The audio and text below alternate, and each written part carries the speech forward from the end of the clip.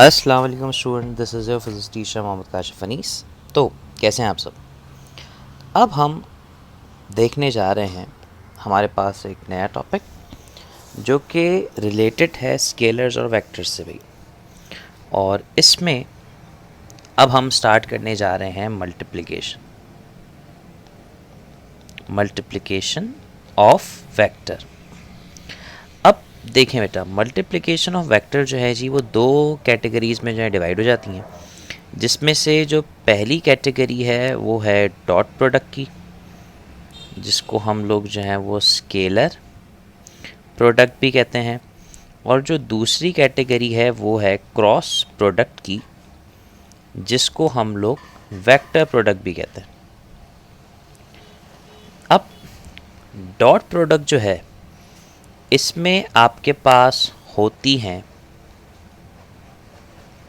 Parallel multiplication,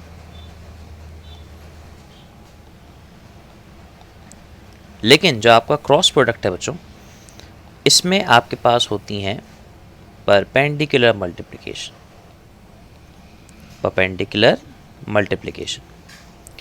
तो सबसे पहले इस लेक्चर में हम लोग जो बात स्टार्ट करने जा रहे हैं वो है डॉट प्रोडक्ट की।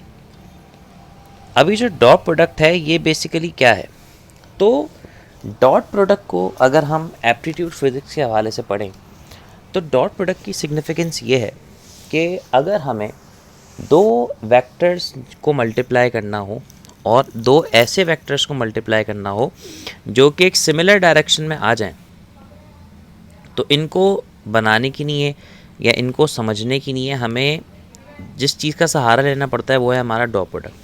जैसे ये मेरे पास एक वेक्टर है और दूसरा वेक्टर फॉर एग्जांपल ये आ गया।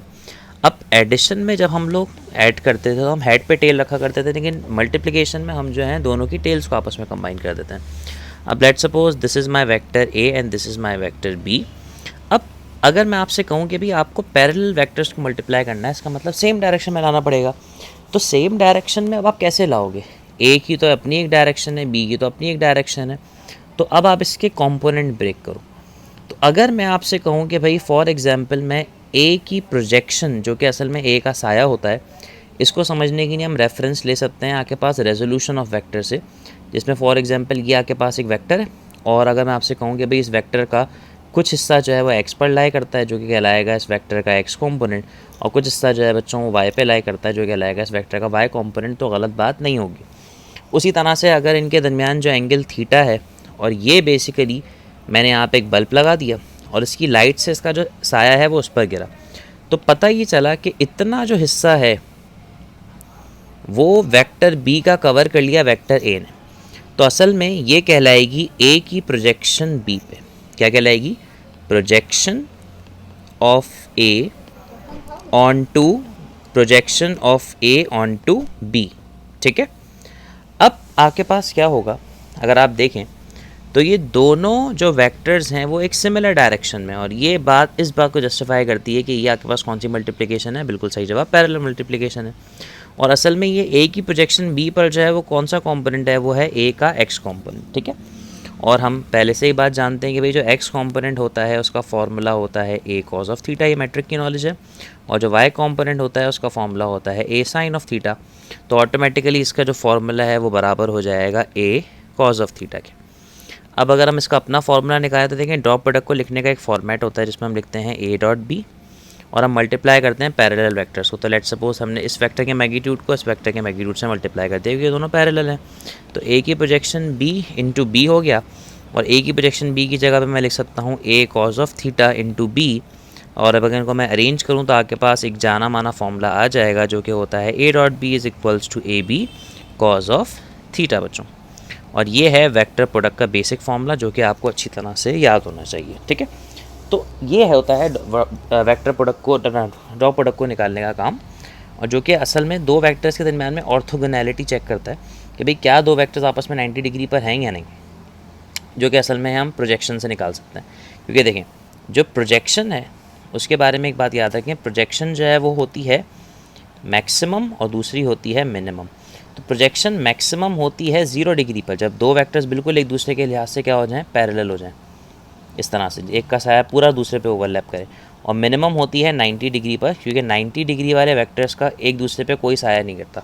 तो इस कंडीशन को चेक करने के लिए हम जो है डॉट प्रोडक्ट यूज़ करते हैं, जिसका फॉर्मूला जो है वो ये होता है। अब डॉट प्रोडक्ट में किसी किस्म की डायरेक्शन इन्वॉल्व नहीं होती, तभी हम कहते हैं कि डॉट प्रोडक्ट जो है, dot product obey commutative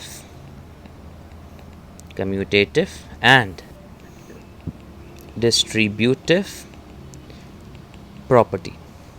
commutative property होती है ए डॉट बी करो या बी डॉट ए करो, दोनों से आंसर सेम आना है। और जो डिस्ट्रीब्यूटिव प्रॉपर्टी है वो ये है कि आपने एक वेक्टर को दो वेक्टर के सम से मल्टीप्लाई किया, या पहले दोनों वेक्टर्स को इंडिविजुअली मल्टीप्लाई करके आखिर में जो है दोनों का सम किया। सो इसको हम कहते हैं डिस्ट्रीब्यूटिव प्रॉपर्टी, जिस पे दोनों जो है ओबे होते हैं और डॉट प्रोडक्ट जो है वो काम करता है बच्चों। अब डॉट प्रोडक्ट की प्रॉपर्टीज़ की तरफ चलते हैं। तो डॉट प्रोडक्ट हमारे पास जो मल्टीप्लिकेशन है हमारे कोर्स में, वो असल में 3 डायमेंशनल है। इसमें एक एक्स एक्सिस है, एक वाई एक्सिस है और एक जेड एक्सिस है।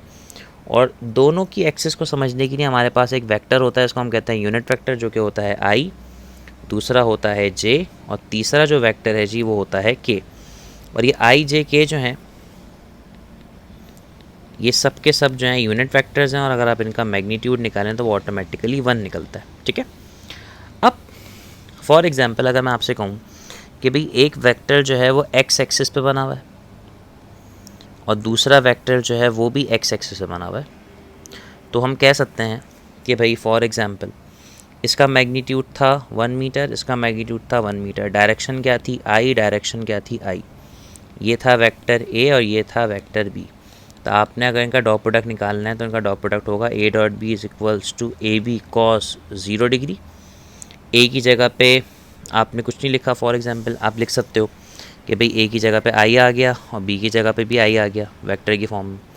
दोनों का जो मैग्नीट्यूड है वो ऑटोमेटिकली 1 1 है और कॉस 0 जो है वो भी 1 होता है। तो पता ही चला आई डॉट आई जो है 1 निकला। इस 1 का मतलब है कि इसकी जो प्रोजेक्शन है वो 100% गिर रही है। और इसकी प्रोजेक्शन 100% गिरने का मतलब क्या होता है? इसकी प्रोजेक्शन 100% गिरने का मतलब होता है कि पैरेलल है। और यहाँ से एक प्रॉपर्टी जनरेट हुई कि I dot I, J dot J और के डॉट के, जो कि असल में पैरेलल वेक्टर्स हैं, इनकी प्रोजेक्शन 1 होती है। लेकिन अगर इसी तरह से हमने यहाँ पे 2 परपेंडिकुलर वेक्टर्स ले लिए होते जिसमें से एक आई और एक जे होता, तो किसी की किसी का प्रोजेक्शन ना गिरती। तभी अगर हम आई डॉट जे करें या जे डॉट के करें या के डॉट आई करें या सो ऑन, तो इन सबका आंसर जो है वो 0 आता है बच्चों। तो ये है वेक्टर प्रोडक्ट की सिग्निफिकेंस। अब इसी तरह से वेक्टर प्रोडक्ट की जो एग्जाम्पल, अपना डॉट प्रोडक्ट की जो एग्जाम्पल्स हैं, उनमें सबसे इंपॉर्टेंट एग्जाम्पल है work, which is the dot product of force and displacement, and second one is the power, जो कि हम आगे चल के अपना वर्क पावर एनर्जी में डिस्कस करेंगे, ताकि कॉन्सेप्ट जो है और आपका क्लियर हो जाएगा। ठीक है जी, थैंक यू सो मच, अल्लाह हाफ़िज़।